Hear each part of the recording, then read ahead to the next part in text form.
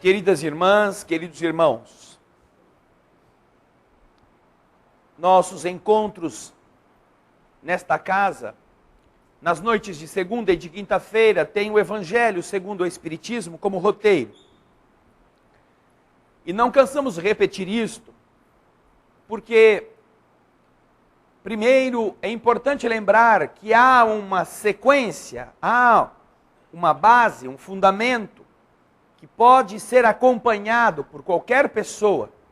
E segundo, para avisar os que estão chegando, sejam os que venham aqui pela primeira vez, ou os que estão agora na TV Alvorada Espírita, que poderão fazer isto também com o Evangelho em casa. E se você não tem o Evangelho, poderá providenciá-lo na própria internet, baixando do site mensagefraternal.org.br, você tem lá todas as obras básicas, em português, em espanhol. Basta você navegar no nosso site e fazer o download, fazer a cópia, sem precisar dar nenhum dado. É totalmente gratuito, não queremos saber nem seu e-mail. Você não tem que fazer nenhum cadastro. Tudo que está no site, na TV, é para uso indiscriminado no bem, sem ter nenhum custo para qualquer pessoa. Havíamos então iniciado o capítulo 5º, aquele que é o mais longo do Evangelho. Capítulo que vai falar sobre as aflições, explicando-as, fazendo-nos observar nossos momentos, nossas vidas pessoais, fazendo-nos compreender os mecanismos da existência física. Havíamos visto que a reencarnação tem vários objetivos. E comentamos aqui 6 deles: expiação, prova, missão, cooperação com Deus. Que mais? Que mais? Desenvolvimento da inteligência. Que mais?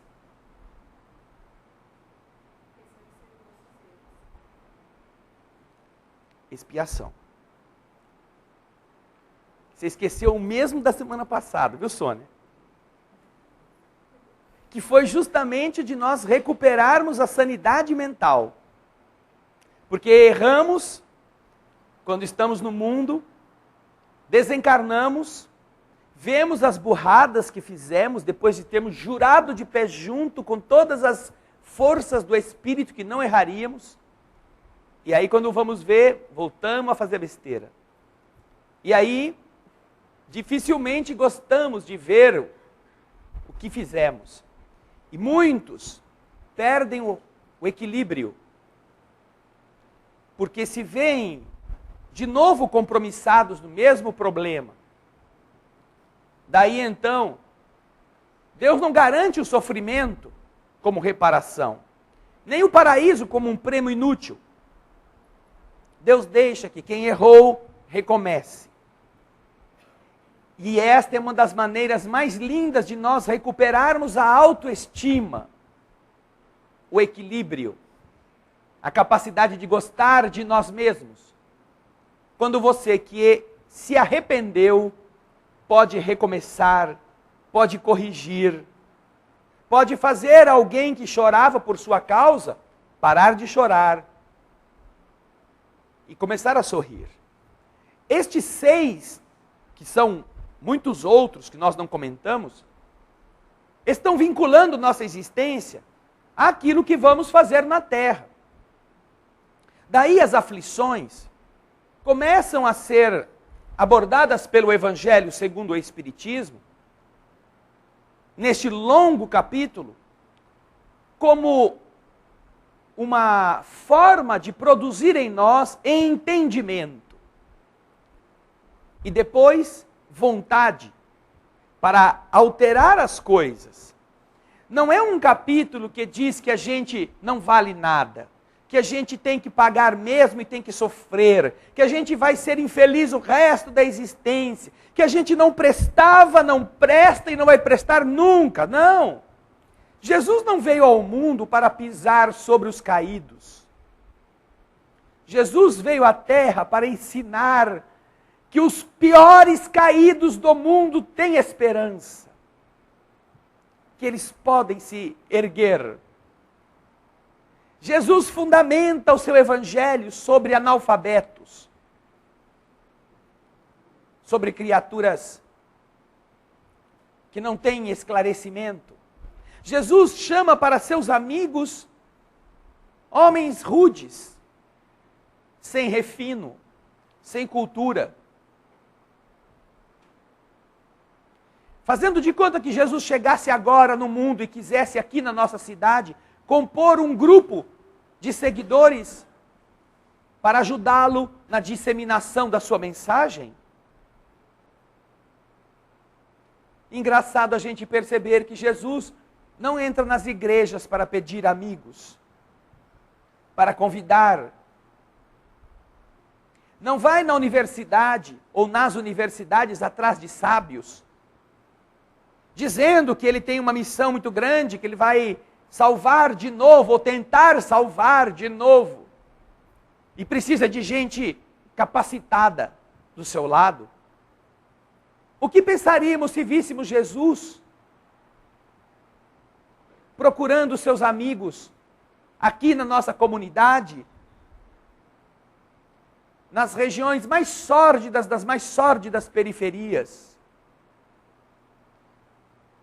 Jesus passando por debaixo dos viadutos, onde alguns pedintes procuram abrigo da chuva debaixo de papelões, acordando-os e dizendo: vem comigo.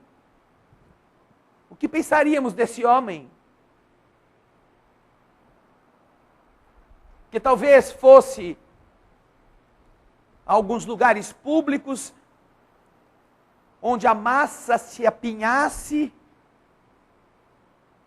tentando obter restos de comida, e ali chamasse um ou outro. Que fosse naqueles camelódromos, onde as pessoas tentam ganhar alguma coisa que não acabe sendo consumida em mais da metade pelos impostos do governo, e dali retirasse um deles para fazer de novo o seu colégio apostolar. Que pensaríamos? Pois exatamente foi isso que Jesus fez. E tirou cada um de um lugar ínfimo, sem importância, para transformá-los. Não procurou homens sábios, cultos, que pudessem: olha, eu vou falar as coisas agora, então você, fulano, escreve a primeira parte, se você perdeu, fulano está escrevendo, copia. O terceiro, ele tem o iPod, então ele, em vez de ficar escrevendo, ele grava, fica com a minha voz também registrada. O outro liga o botão da internet, assim também, quem quiser, estiver longe, escuta. Não. Então você vê aquele homem seguido por mendigos, sujos, pobres, calejados, toscos, incultos, aflitos. Que ele retira daquela situação grotesca para transformá-los em pescadores de homens, pescadores de almas, construtores do futuro. Quando Jesus vem à terra para entregar-se às aflições, não vem para censurá-las. Vem para tratar delas. Porque as aflições pesam no coração das pessoas, que muitas vezes, desacreditadas em si mesmas, não se julgam capazes de enfrentá-las. Não se julgam com forças ou virtudes suficientes para se oporem à torrente que cai sobre elas. como aquela que acabou vitimando uma família toda que acabou de ser sepultada, que não teve o que fazer para defender-se. Quantas pessoas veem a aflição em suas vidas como aquela avalanche de lodo e se imaginam sendo arrastadas, sufocadas. Vem o Senhor exatamente para dizer que não é isto que vai acontecer se você não quiser. Que existem recursos no universo. E esses recursos estão disponíveis não para quem tem dinheiro, não para quem é importante, não para a pessoa que tem realce, nem para aqueles que têm religião. Esses recursos estão disponíveis para todos. Não importa quem seja. Não importa onde esteja, no que creia. Ah, como é linda a mensagem dos aflitos, ou para os aflitos.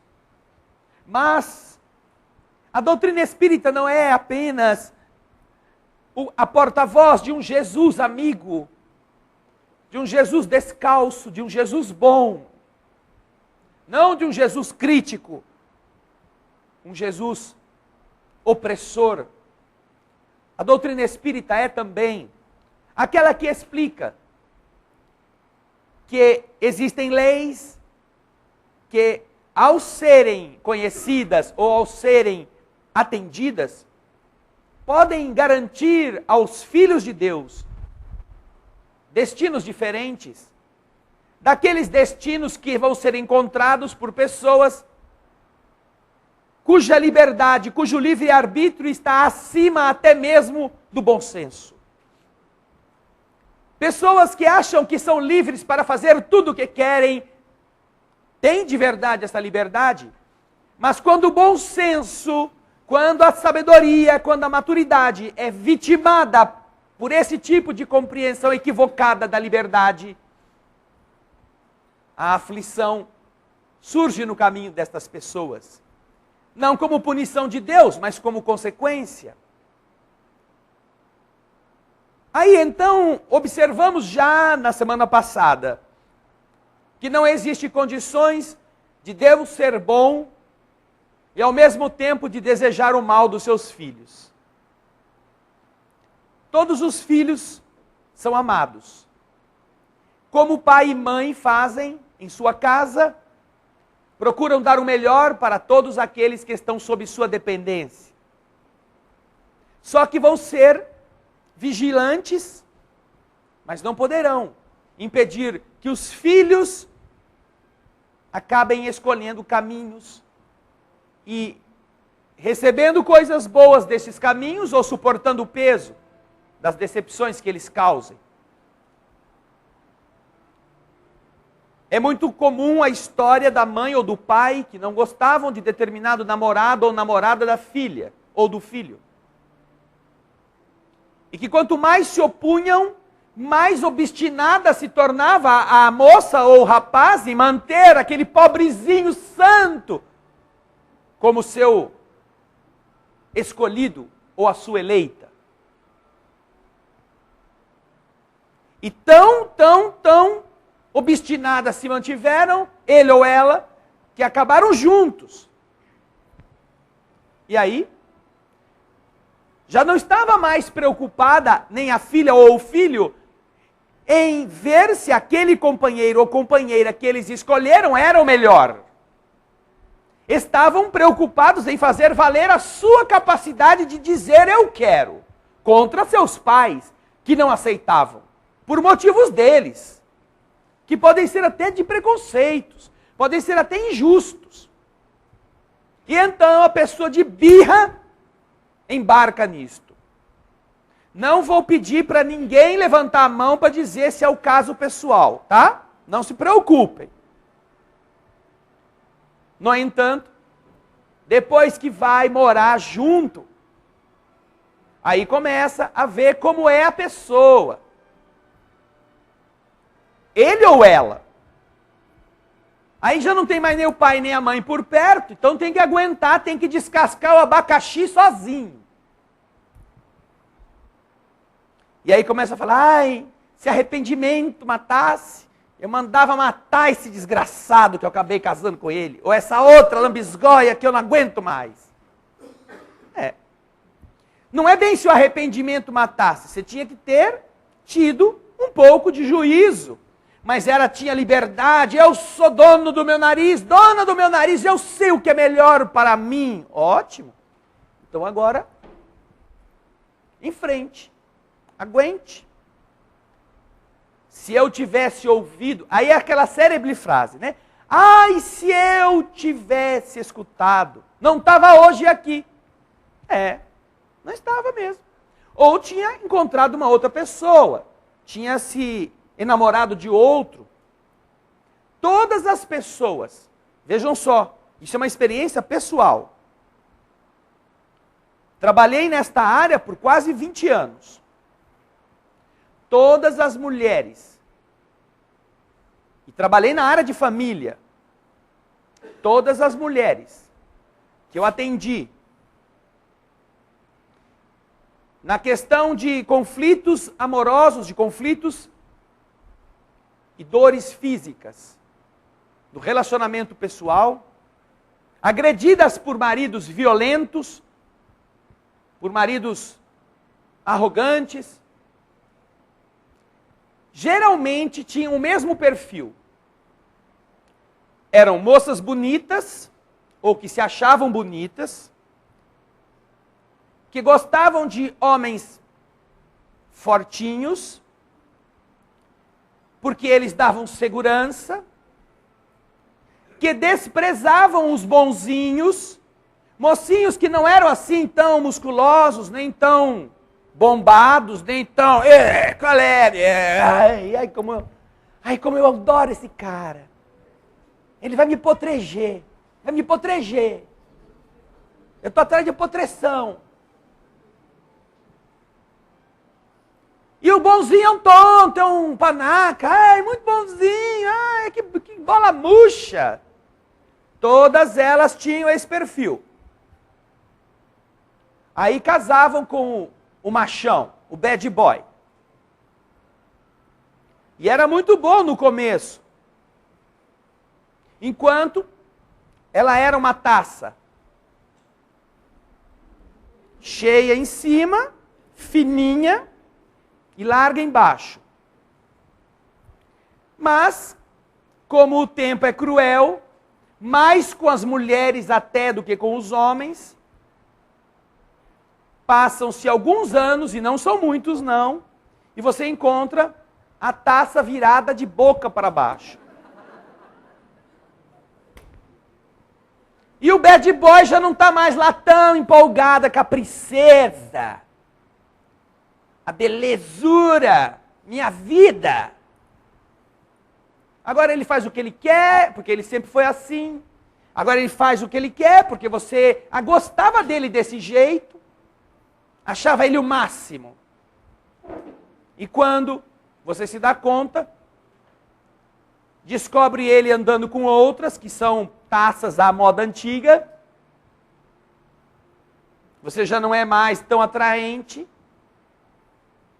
E aí quer ser amada pelo idiota. Quer que o bandido agora seja o príncipe encantado e descubra você, a sua beleza interior. E como isso não acontece, começam a surgir as insatisfações e as brigas. E infelizmente essas pessoas que têm muitos músculos pelo corpo, acabam drenando o espaço cerebral. E o cérebro diminui para o tamanho de uma azeitona, que é exatamente na parte do músculo. Ele vai funcionar pela musculatura. E a moça que está funcionando agora pelo desespero, que agora faz aquelas tragédias gregas, aquelas coisas horrorosas, aqueles escândalos, recebe o carinho dele em forma de soco, pontapé, braço quebrado e outras coisas assim. E aí procura o advogado, o promotor, o delegado, para dar queixa do seu príncipe encantado. E olha, várias delas, mas várias mesmo. Sabe o que fizeram depois? Sabe o que fizeram? Não, só se ela ir realmente assim, dar um atestado de burrice. Algumas até fazer isso. Mas depois que quebra o braço, depois que fica com o olho roxo, 2, 3, 4, calejada até, cansam de apanhar do bad boy e vão procurar o bonzinho. Sabe aquele bonzinho? Que sempre quis fazer ela feliz, que sempre fazia poesia para ela, dava presente, mandava flor, o bad boy dava risada, que esse cara aí é boiola. Macho que é macho, não manda flor, manda cactos. E de tanto se espinhar nos cactos, aí decepcionada com o mundo e com ela, quer carinho. E algumas até tiveram sorte, encontraram o bocó do bonzinho lá, esperando. E depois se tornaram felizes até com eles. Mas por que já não começaram assim, logo no começo lá? É que elas tinham que ter experiência. Você quer ter experiência de como é apanhar? A gente contrata aqui uns brucutu, em vez do passe, a gente dá uma surra. É fácil. Vocês querem ter experiência assim, de saber como é que dói um soco no olho? É ter tranquilo. Em vez de dar um abraço na saída da sala de passe, um direto de Maguila pro... Ai, que passe bom, tô até zonzo. Saí flutuando na maca. Será que você precisa disso para ter experiência? Será que nós não temos inteligência suficiente para observar as coisas? Essas realidades, portanto, as aflições, aqui este capítulo 5 nos conduz na meditação, primeiro nos ensinam que se estamos passando por alguma, esta aflição há de ser justa, não é imposição injusta de uma dor deliberada por Deus sobre nós. Deus não é mau. Nós, por ignorância, procuramos o mal porque achamos que é bom. Procuramos o mal porque achamos que é gostoso. Procuramos o mal porque, nos empolga, nos emociona. E isso vale a pena. E depois quebramos a cara. Justiça das aflições é logo o primeiro ponto que o capítulo 5 nos faz refletir. Mas logo a seguir vem o capítulo explicando duas coisas. A primeira já é ponto explicado. Nossas aflições são justas. Justas no sentido de que nós as produzimos, portanto, não foi e não estamos sofrendo porque o outro fez o errado. E Deus, para descontar, como o outro era amigo dele, escolheu você então. Já que não posso bater no meu amigo, vou bater no outro. A aflição é justa porque ela está recaindo sobre a pessoa que é responsável por ela. Além do mais, ela é justa porque ela vem na exata medida do que aquele indivíduo está precisando aprender. Quantas vezes uma pessoa está de bem com a vida porque tudo está ótimo? Sua vida vai bem, sua vida está deslanchando. Gasta dinheiro sem pensar no amanhã, faz caprichos e mais caprichos e não está muito preocupado porque acha que a bonança sempre vai estar na ordem do dia. Aí, esta pessoa não quer saber de nada. Não quer saber de meditar no amanhã, não quer saber de fazer uma reflexão sobre a sua transformação moral, não quer se avaliar nos seus defeitos para lutar contra eles. Não, eu não estou gastando muito, é que eu estou fazendo um capricho, agora eu posso, eu trabalho, eu tenho dinheiro, por que eu não posso? Ótimo. Aí começa a dar tudo errado. Aí a vida começa a ir para o buraco, e aí essa pessoa faz o quê? Ou se desespera, ou procura Deus, ou as duas coisas.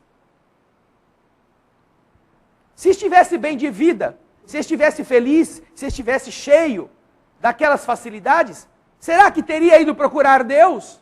Eu não vou lá não, porque vão olhar para mim e vão perguntar, você pode ajudar em tal coisa? Ah, não, eu estou muito bem. Não preciso de ajuda. Nossas realidades pessoais, nossas vidas, são movidas muitas vezes nas mudanças que nós precisamos, até para amadurecermos, exatamente por questões que nos façam sofrer.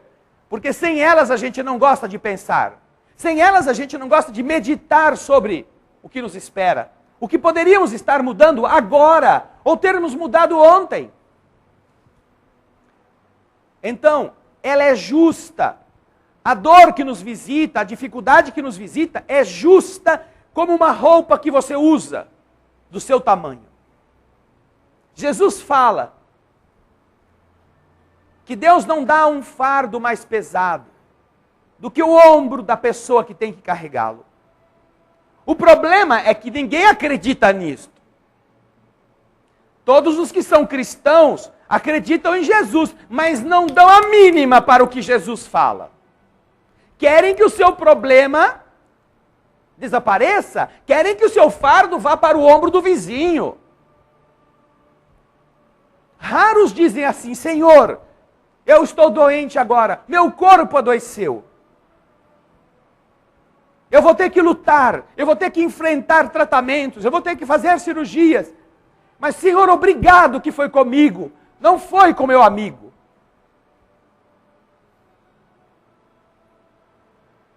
Nunca ouvi nenhuma prece nesse sentido. Obrigado que tenha isso recaído sobre mim, não sobre meu filho, meu pai, minha mãe, meu irmão. Seria lindo se nós pensássemos assim. Nós estamos, infelizmente, mais para aqueles que dizem, Senhor, tira esse trem de mim e dá para qualquer um, mas menos para mim. Prometo que eu ajudo ele. Prometo que eu levo ele no médico, que eu compro remédio, que eu dou de comer para essa pessoa. Mas não comigo. Estamos precisando daquilo que vai nos educar. Por isso é que às vezes você reza e não adianta, aquilo não passa.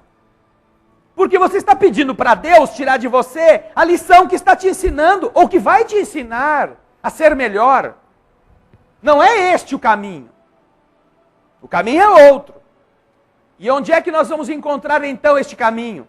Vem logo depois. Porque logo depois o Evangelho nos explica duas coisas.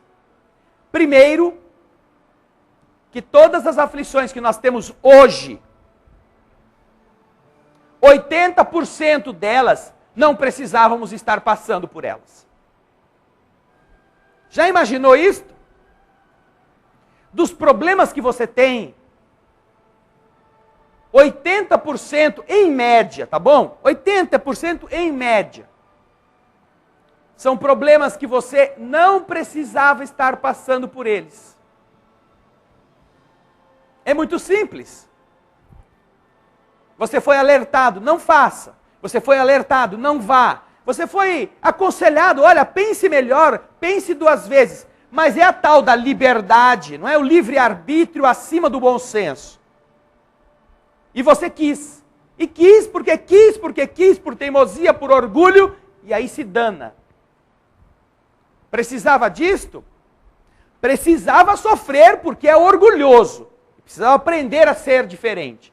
Mas não precisava disso se tivesse sido humilde e ouvido antes o aviso. A bondade de Deus tenta fazer tudo o possível para que nós não soframos.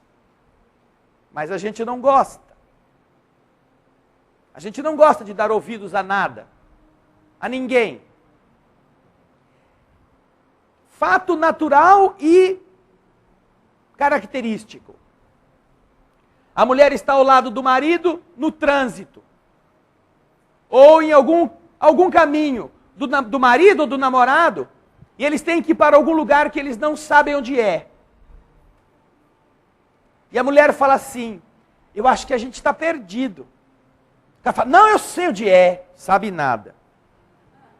Vira aqui, bem, vira aqui, pergunta ali. Não vou perguntar, eu sei onde é. Não sabe nada. E está indo. E quanto mais ele sabe tudo, e quanto mais ele vai dobrando as ruas, imaginando, meu Deus do céu, onde é que é? Eu não posso mostrar para ela que eu não sei. Não, eu tenho que dizer, eu sei onde é, eu sei onde está, eu controlo tudo. E vai se enfiando, em biboca. E aí, quando vê, está na boca dos ladrões lá, dos que estão roubando, dos traficantes. Mas bem, onde nós vamos parar? Não, é que eu tenho uns amigos aí, eu vou perguntar para eles. Ainda assim não fala. Por quê? Porque acha que dizer que não sabe, por orgulho de homem, é parecer assim tíbio, é parecer uma pessoa fraca que não sabe resolver certos problemas. Orgulho.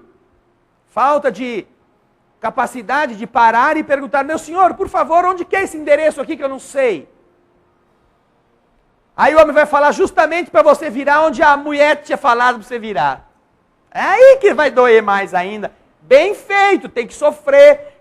Falamos ontem disso, quando a cabeça não pensa, o corpo padece. Mas você poderia ter evitado isso. Poderia, antes de ter saído de casa, procurado no mapa. Não, eu sei mais ou menos o rumo, eu conheço a cidade com a palma da minha mão. Eu andava por aí tudo, até nos dias que eu ia. Mas no dia que tinha quanto? Era até o DIC 3, agora já está no DIC 37. Você conhece até o 37? Não, era até o 3. Mas puseram tanto número depois? Se você tivesse procurado antes no mapa, tivesse feito lá já uma... mas homem não gosta muito de ter trabalho, não é? Eu vou pelo cheiro, assim, ó. O norte é para lá. O vento está batendo para lá, vê se o dedo molhado está indicando, é para lá que nós vamos. Bom senso, abaixo da sua capacidade de decidir. Os espíritos tentam fazer de tudo para que nós não soframos. E é isso que está explicado logo agora. Causas atuais das aflições. Por que nós sofremos 80% de coisas que não precisávamos estar sofrendo? Querem saber por quê? Vamos fazer uma enquete aqui, e essa dá para levantar a mão. Ninguém vai passar vergonha. Eu quero que levante a mão aqui, inclusive você que está em casa aí assistindo a TV Alvorada Espírita. Quem foi que já comprou alguma coisa que não precisava ter comprado? Não mintam, hein? Eu chamo Maguila para a porta da sala do passe. Todo mundo de mão levantada. Compramos coisas que não precisávamos. Você sabe disso. Todos vocês que levantaram a mão, todos nós que levantamos a mão, sabemos que compramos uma coisa que não precisávamos. Então por que compramos? Talvez alguém nos tenha dito, mas você vai comprar isso, você não precisa. Mas é que eu gosto. Mas que o fulano tem. Mas o meu cunhado comprou, por que eu também não posso ter? Onde já se viu? Ele vinha aqui com o carro novo só para me esnobar? Não. Então, quis comprar. Ninguém te obrigou. E aí, 2 meses depois, perde o emprego. Aí, um tempo depois, alguém fica doente. Aí cai um parente doente, precisa levar, internar, gastar com médico, etc. E está lá a dívida pendurada. Todo mês. E agora o que é pior? Você ficou 2 meses esnobando ou competindo com o cunhado, se sentindo igual ou por cima, e agora daí para frente tem que passar vergonha de ter que devolver o carro. Por quê? Porque não tenho dinheiro. Estava numa pendura lascada, mas comprei porque queria aparecer. Não é o caso de vocês, eu sei disso. Mas eu estou citando uma das hipóteses. Por que a gente compra o que não precisa? Porque a gente cobiça. E tem um monte de gente para fazer o que a gente gosta, ficar brilhando no nosso olho. Até na televisão. Tem canal lá que se você passar o dia inteiro assistindo, você está falido às 6 da tarde. Que eles fazem você vender, comprar de qualquer jeito. Você não precisa, compra com cartão de crédito. Se não tem cartão de crédito, compra com cheque pré-datado. Se não compra, compra com boleto bancário. Se não compra, telefona aqui e dá uma fungada que a gente vende pelo fungo. E você vai comprando, e é isso, é master isso, é blaster aquilo, e é removedor, é televisor, é 20 polegadas, 30 polegadas, 50 polegadas, daqui a pouco você tem que comprar a casa para pôr a televisão dentro. Porque você compra uma televisão tão grande que você não cabe na sua casa. Não, agora tem que comprar uma outra sala para pôr a televisão. Por que fazemos isso? Precisávamos passar por esse aperto? Não precisávamos. Passamos por quê? Porque nos deixamos arrastar por alguma coisa, por alguma opinião, por alguma comparação, por alguma disputa. Uma disputa que está dentro da nossa cabeça. Porque quando o seu cunhado chegou de carro novo na sua casa e convidou você para dar uma volta, e você teve que ir só para não parecer que você estava morrendo de raiva, e ainda teve que falar, poxa, carro bonito, né? Bonito, bonito. Aqueles elogios, sabe? Bonito, bonito, desgraçado, bonito. Ser é traficante de droga, pelo menos, para estar com esse carro. Mas é lindo esse carro. Você foi, aí aquilo ficou em você. O cara só te deu uma carona. Ele só quis, ele tem o direito, poxa, ele é seu cunhado, sua cunhada, é seu parente, é quase parente, não é? Por que você não fica feliz de verdade? Deixa ele se sentir satisfeito, ele precisa disto. O ego dele está precisando, ele acha que para ele ser homem, bem-sucedido, para ele ser admirado, ele precisa que os outros vejam o que ele conquistou. Oh, faça ele sentir-se feliz. Não, a gente faz de conta que faz, tenta passar o cara para o pior conceito possível, e a gente fala, não, agora ele vai ver comigo, agora ele me desafiou, agora eu vou mostrar para ele quem que eu sou. Outro idiota que nem ele. Ou pior, porque até então ele ainda não precisou devolver o carro dele, mas você já teve que devolver para a agência, porque as coisas pioraram de repente. Por que que o Evangelho fala que muitos dos problemas que nós estamos vivendo, nós não precisávamos deles? Porque nós somos assim, afoitos, ambiciosos, cheios de tormentos íntimos, que a gente tenta maquiar ou dar uma disfarçadinha para parecerem virtudes. Mas que na verdade o que a gente quer é exercitar certas prerrogativas defeituosas no exercício das comparações humanas. Por isso é que, se nós começarmos a avaliar em nossas vidas quantas burradas já fizemos sem termos necessidade delas, entre as quais estão comprar coisas, nós estaremos vendo como nós não gostamos de nós mesmos.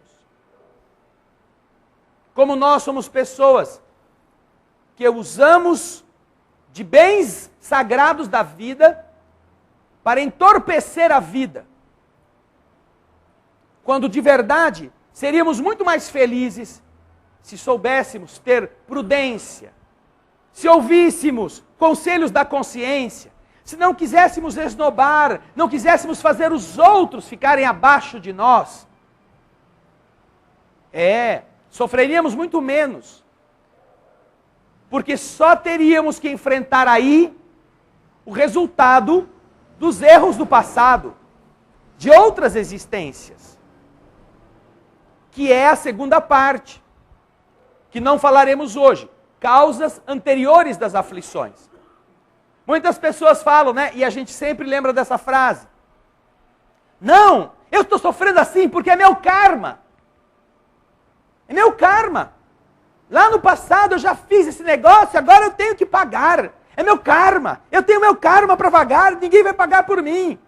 Diz o Evangelho que você está sofrendo 80%, sabe por quê? Por farta de karma. Isso sim. Farta de karma. Se você é um indivíduo que tem um pouco de calma, você não sofre tanto quanto está sofrendo. Só pela farta de karma você já está sofrendo muito. Um escritor americano, Mark Twain, costumava dizer: na longa vida que vivi, sofri por muitas coisas, inclusive algumas que de verdade aconteceram. Entenderam? Eu vou repetir. Na longa vida em que eu vivi, sofri muito. Inclusive por algumas coisas que de verdade aconteceram. Algumas das muitas coisas que ele sofreu tinham acontecido. E as outras? Ele sofreu, mas elas nunca ocorreram. Sofreu por antecipação. Sofreu por imaginar. Sofreu. Já viram torcedor de jogo de time de futebol? Torcedor, o time vai jogar com não sei quem. Ai, é o arqui-inimigo. Já começa uma semana antes estocar pólvora em casa. Ai, vou fazer os rojão. Eu tenho que ir lá na porta do clube. Eu vou ficar lá, porque se os negros ganhar do meu time, eu dou as rojãozadas na cara deles. E fica lá sofrendo e vai ver quantos jogos do campeonato, neste campeonato, do campeonato anterior e do outro, eles já se enfrentaram, quantos ganharam, quantos perderam, quantos foram expulsos no jogo, se foi violento ou não foi. Ele já começa a armar todo o cenário da sua cabeça. E sofre, se prepara com tudo, faz lá, né, a sua gangue, arruma um arsenal, faz todo o esquema de como é que ele invade por aqui, como é que ele foge da polícia. Uma irmã nossa foi assistir um jogo, inocente, tadinha que ela era, foi assistir um jogo outro dia num campo de futebol aí, levou um livro espírita para ler, antes do jogo, imagina isso. Foi lá, aqui eu vim assistir o jogo, vou ler um pouquinho, antes tiveram que chegar cedo para pegar lugar, e pergunta se deixaram ela entrar com o livro. Não, dona, a senhora não pode entrar. Mas, moça, esse livro aqui é um livro santo. Porque eu não ia falar que era um livro espírita, assim, né? No meio daquele boró todo. É um livro sagrado, tem ensinamento bom. Não, dona, não é isso não. É que se a senhora entrar com esse livro aí, eles tomam da senhora e fazem uma fogueira lá dentro. Põe fogo em tudo na hora que perde ou que faz o gol, alguma coisa assim. Ai, mas eu vou ficar sem o meu livro. Não, a senhora deixa ele aqui e depois amanhã a senhora volta para buscar. E assim, a pobre que estava lá querendo ler um pouquinho, santamente. Então, essa pessoa já está sofrendo. Aí, de repente, uma semana de sofrimento, 15 dias arrumando todo o arsenal, descobre que o jogo foi adiado. Que deu um toró não sei onde, que deu uma rachadura no estádio, e o jogo foi transferido para um outro lugar que ele não vai ter como ir. Sofreu? Sofreu. Precisava ter sofrido? Não. Você tem um patrão que você não gosta, ou uma pessoa que brigou com você uma vez na vida, e você tem que ir numa reunião onde essa pessoa estará também, e você vai, meu Deus, eu vou ter que ir nesse lugar, eu já vou ver se eu consigo escapar da reunião, mas não tem jeito, você tem que ir. E a reunião está marcada para segunda-feira, você passa o fim de semana desesperado, nervoso, sem dormir, suando frio, com ânsia de vômito, diarreia, só porque na segunda-feira vai ter que encontrar um infeliz daquele cara e ter que dizer, olá, tudo bem? E aí você chega na segunda-feira, pronto, com olheira até aqui embaixo, porque não dormiu, porque quando você não dorme o tempo passa mais devagar, né? Aí chega lá, pronto para a guerra e descobre que o cara não foi. Estava viajando, não deu para ele aparecer na reunião. Por que você sofreu? Por culpa dele? Não. Por sua culpa, por nossa culpa. Então fala o Evangelho agora para nós. Causas atuais das aflições. E é tão rica a explicação do Evangelho, que eu vou ler para vocês, para que todos possamos pensar, todos possamos procurar em nossas casas, meditar sobre o que está escrito aqui. As dificuldades da vida são de duas espécies, ou se assim se quiser, tem duas fontes bem diferentes, que é importante a gente distinguir. Umas têm causa na vida presente, outras fora da vida presente. Remontando as fontes dos males terrestres, se reconhecerá que muitos são a consequência natural do caráter e da conduta daqueles que os suportam. Quantos homens tombam por suas próprias faltas? Quantos são vítimas da sua imprevidência, do seu orgulho, da sua ambição? Quantas pessoas arruinadas por falta de ordem, de perseverança, por má conduta e por não terem limitado seus desejos? Já falamos disso tudo aqui hoje, hein? Quantas uniões infelizes, já falamos disso aqui hoje também. Porque são de interesses calculados ou de vaidades, com as quais o coração não tem nada a ver. Quantas divisões e querelas funestas se teria podido evitar com mais moderação e menos suscetibilidade? Quantos males e enfermidades são a consequência da intemperança e dos excessos de todos os gêneros? Quantos pais são infelizes com seus filhos porque não combateram suas más tendências no princípio?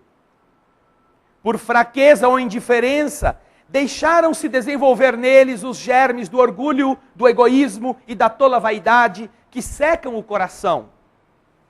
Depois, mais tarde, recolhendo aquilo que semearam, se espantam e se afligem pela falta de respeito e pela ingratidão dos próprios filhos.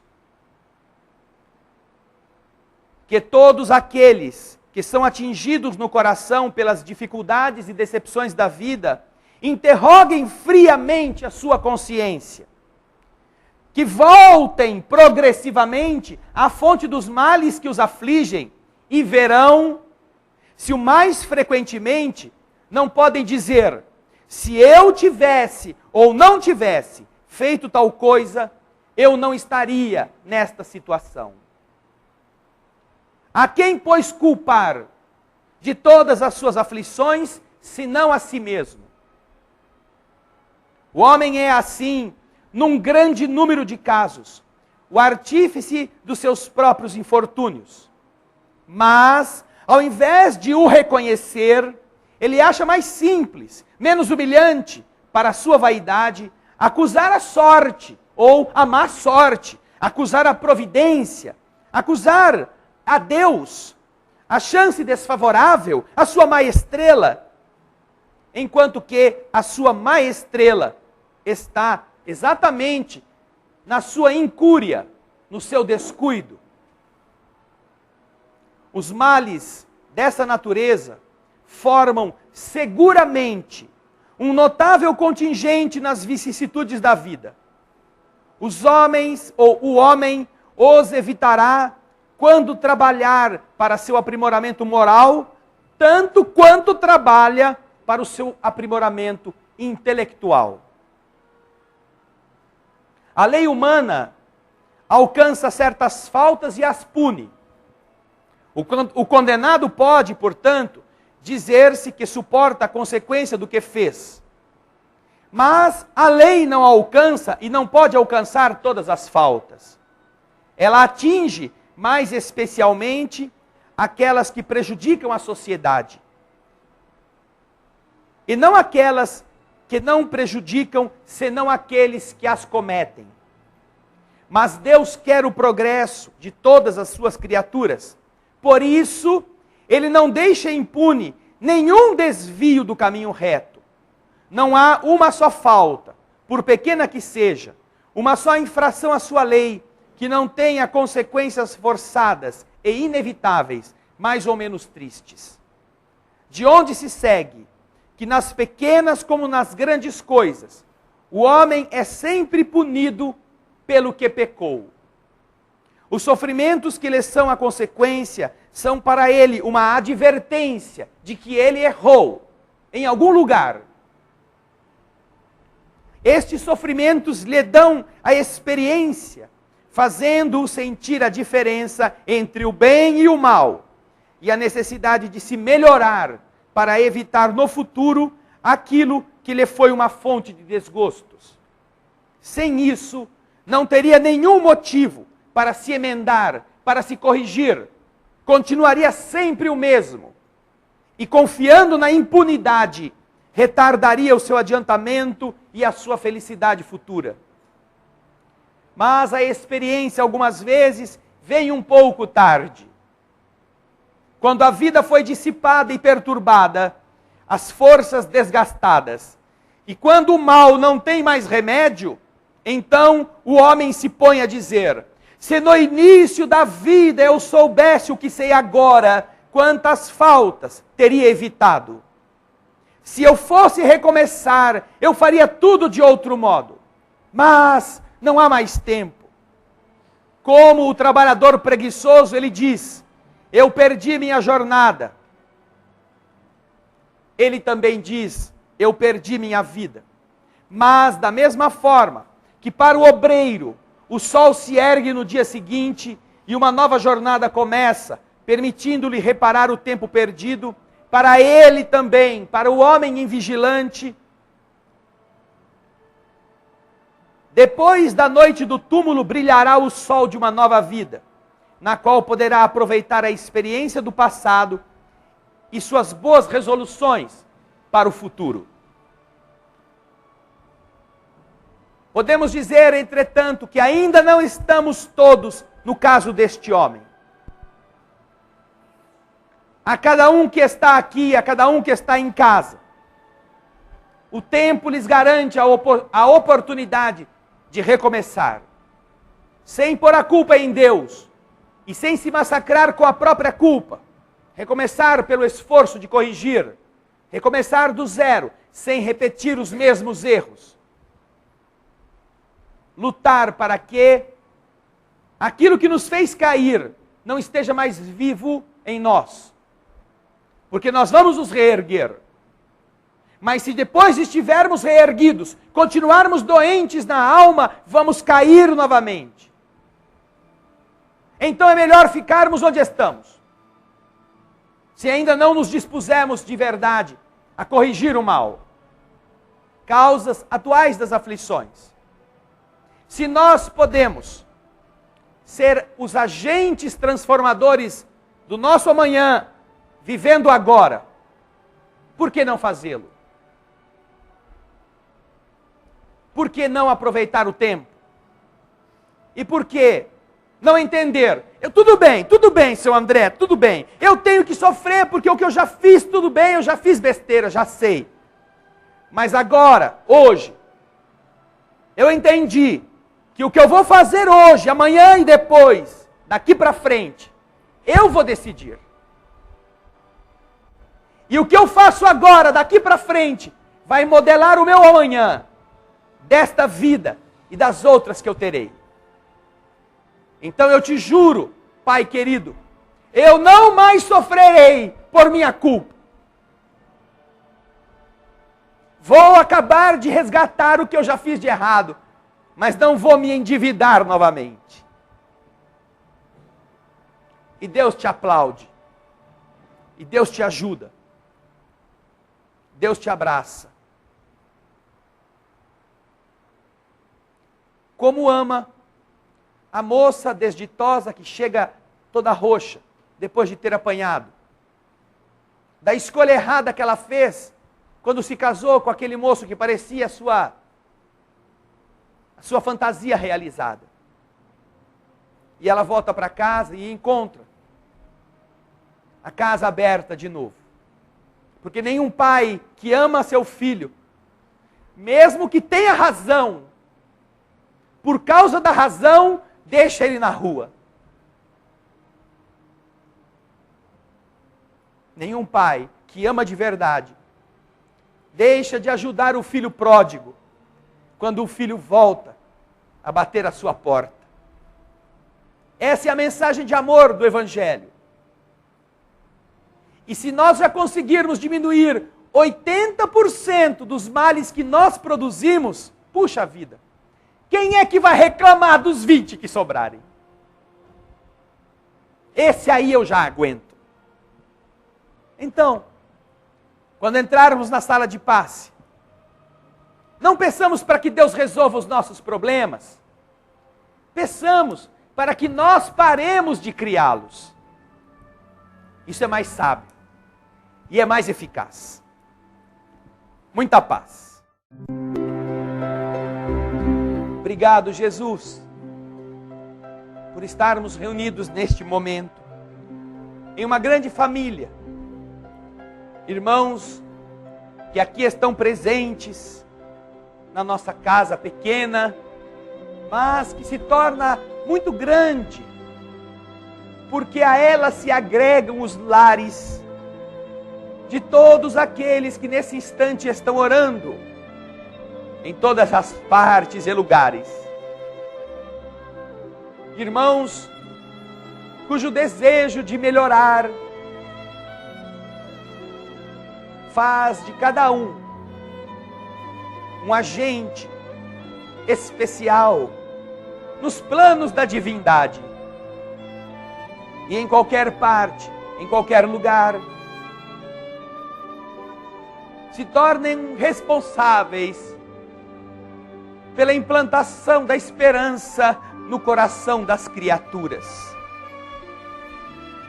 Obrigado, Senhor, porque em cada ser que te busca em toda religião que existe ou fora delas, pulsa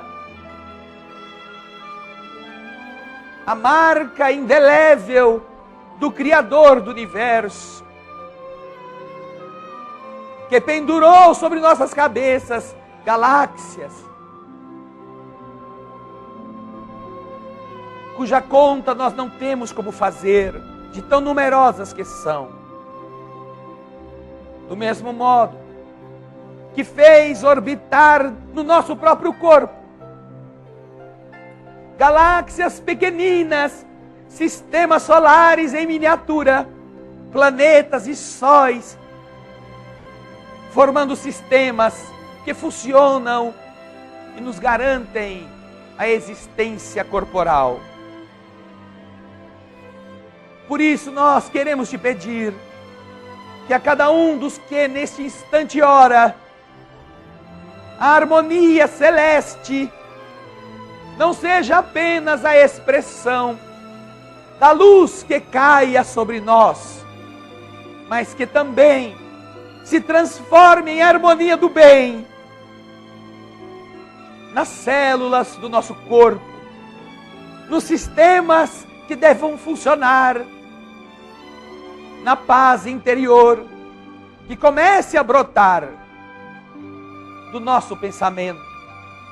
Obrigado, Jesus, por ter nos trazido o entendimento de qual é o caminho, de como poder superar obstáculos, dificuldades, vencer nossos fantasmas, olharmos a realidade com olhos corajosos, não mais desesperados, não mais abatidos, fugitivos, desanimados.